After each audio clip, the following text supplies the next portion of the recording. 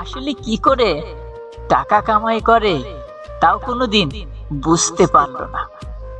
আর আমরা প্রবাসীরা তা বুঝতেও দেই না। আজকে আমি বাস্তবতার মুখোমুখি হয়েছি বলেই বাস্তব জীবনটা বুঝতে পেরেছি। আসলে ভয় মানুষকে যতটা শিক্ষা দেয়, জীবন তার চেয়েও অনেক বেশি শিক্ষা দেয়। তাই তো একটা কথা এরকম শুনেছিলাম কখন, বইয়ের পাতা মানুষকে যা শিক্ষা দেয়, জীবনের পাতা তার থেকে অনেক বেশি শিক্ষা দেয়। 10 বছর পড়াশোনা করে যা শিখেছিলাম, 2 বছর প্রবাসে থাকার পর তার থেকে অনেক বেশি শিখলাম। আসলে এই প্রবাসে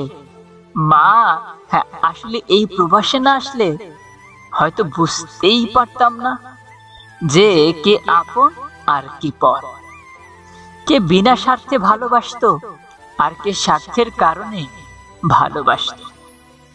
প্রবাসে আসার পরে খুব কাছের মানুষগুলোকে আমি পাল্টে যেতে দেখেছি। কলিজার বন্ধুগুলো, চিরচেনা মুখগুলো আমি ধীরে ধীরে অচেনা হতে দেখেছি।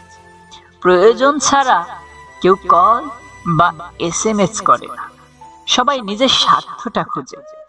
যখন দরকার হয় তখন 1000 বার কল করে, যখন দরকারটা ফুরিয়ে যায় তখন এই প্রবাসীটাকে ভুলে যায়। যাই হোক, আল্লাহর কাছে লাখ লাখ শুকরিয়া, আল্লাহ আমাদের ভালো রাখো দেশের মানুষগুলোকে। জীবনের 3-4 বছর দেশের বাইরে কাটালাম, তবু আজ যখন নিজের দেশে যেতে চাইলাম তখন সবাই আমাকে বলল, বাবা 2 বছর থাক। আফসোস, একটা মানুষের ভালোবাসা কিনে নিতে পারলাম না। তখন খুব চিৎকার করে বলতে ইচ্ছে করে, তোমাদের কাছে কি টাকাটাই সবকিছু? টাকাটাই সব থেকে বড়? মাসে মাসে টাকা দিলে পরিবার থাকে সুখে? আমি কত কষ্টে আছি বোঝে না তো পরিবারে। আমরা যারা দেশে থাকি তারা চিন্তা করে বিদেশে মনে হয় অনেক সুখ আর টাকার গাছ আছে। আসলে কি তাই? বাস্তবতার মুখোমুখি না হলে বুঝতেই পারতাম না বাস্তবতা কতটা কঠিন। আমরা অনেকের কাছ থেকে শুনি প্রবাস জীবনের গল্প, কিন্তু এই গল্পগুলো কি আদৌ বিশ্বাস হয়? না, কেন না? আমরা তো আর বাস্তবে দেখি নাই। বাস্তব আর কল্পনাতে অনেক পার্থক্য।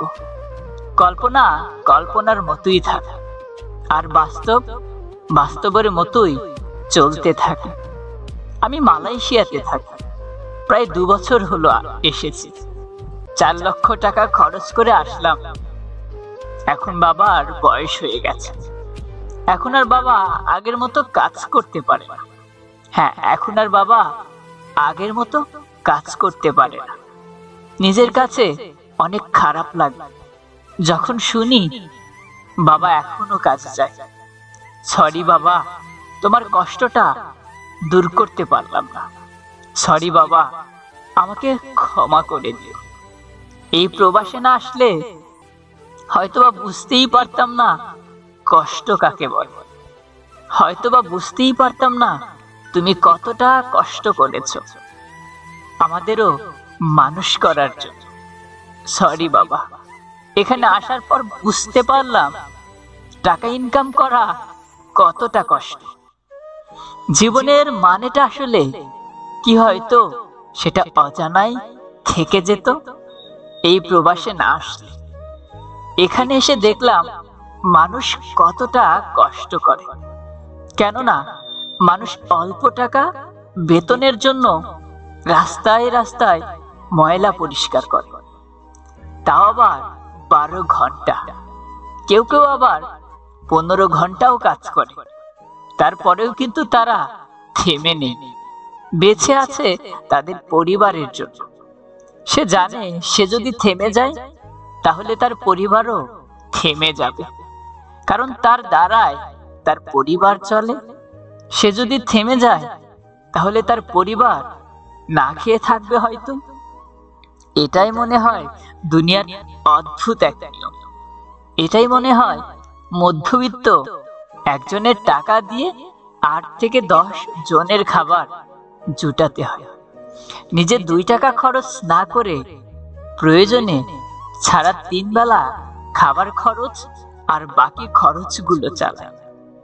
যারা রাজমিস্ত্রি কাজ করে তারা ভোর 5টায় ঘুম থেকে ওঠে বাথরুমে গোসলের জন্য, তা না হলে তো আবার সিরিয়াল পাওয়া যাবে না।